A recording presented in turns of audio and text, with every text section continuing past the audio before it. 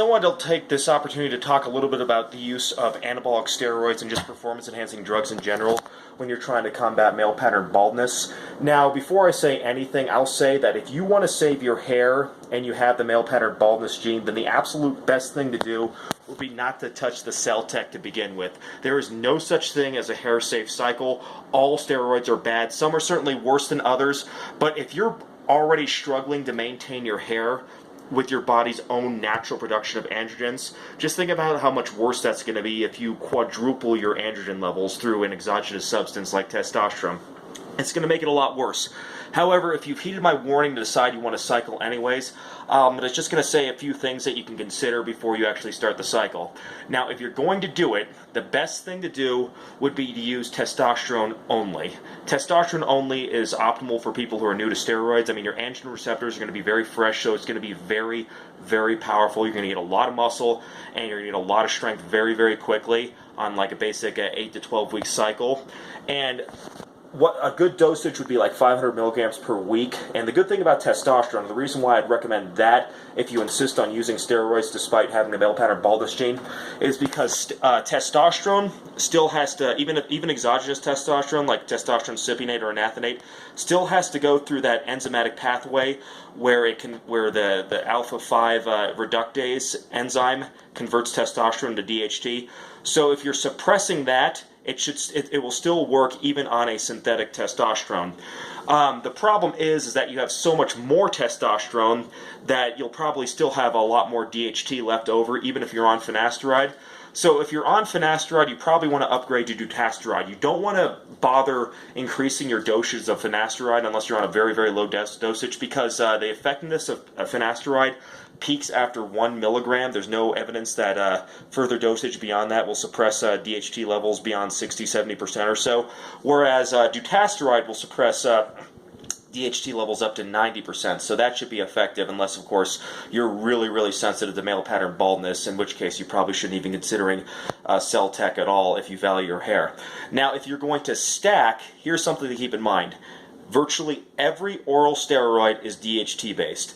That means that it's skipping that pathway where finasteride or dutasteride, any alpha 5 reductase inhibitor, will stop that conversion. So basically, it won't do shit with those because the DHT is already there. So if you're going to use something like Anavar, Winstrol, Dianabol, or an injectable like Trenbolone or something, then you have to inhibit the DHT topically. So RU58841 becomes essential. And if you want to play it extra safe, you're probably using dutasteride and RU58841 just to make it as safe as possible. That would probably be the most hair safe stack.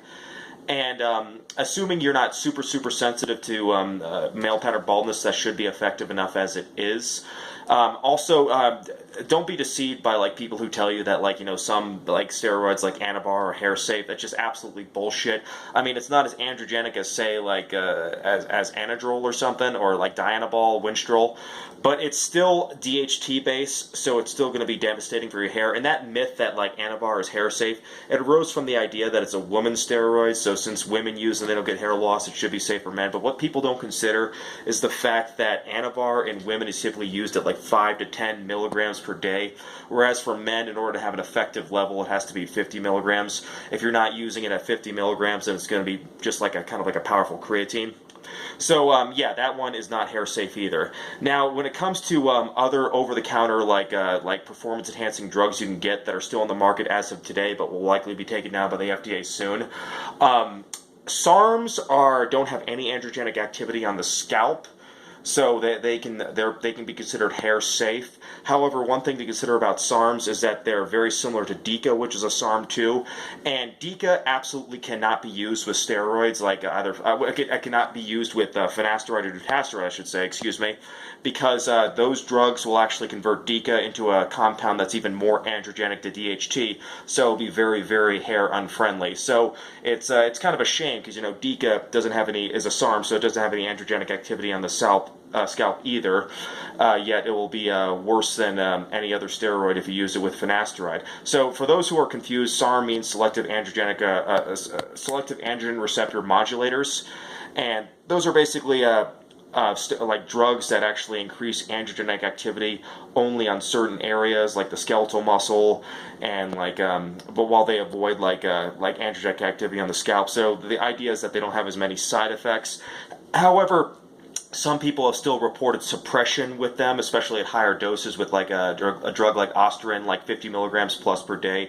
Some people have said they've gotten some suppression with that, so tread carefully there. And one more thing I will say about cycle support drugs like a aromatase inhibitor is that if you're using those, make sure you're not using a very, very powerful one like letrozole, because estrogen, you want to have a little bit of estrogen, not just for joint health, but also cardiovascular health, but also estrogen tends to be pretty hair friendly. So suppressing your estrogen too much through a compound like letrozole may actually be detrimental for hair health. So you may want to consider something that's a little bit weaker like Arimidex. But yeah, there's a lot to discuss when it comes to steroids and hair loss. I have a lot of knowledge on the subject. I've written papers on it. So if you guys have any questions, just go ahead and write in the comments below and I'll get back to you. Take care.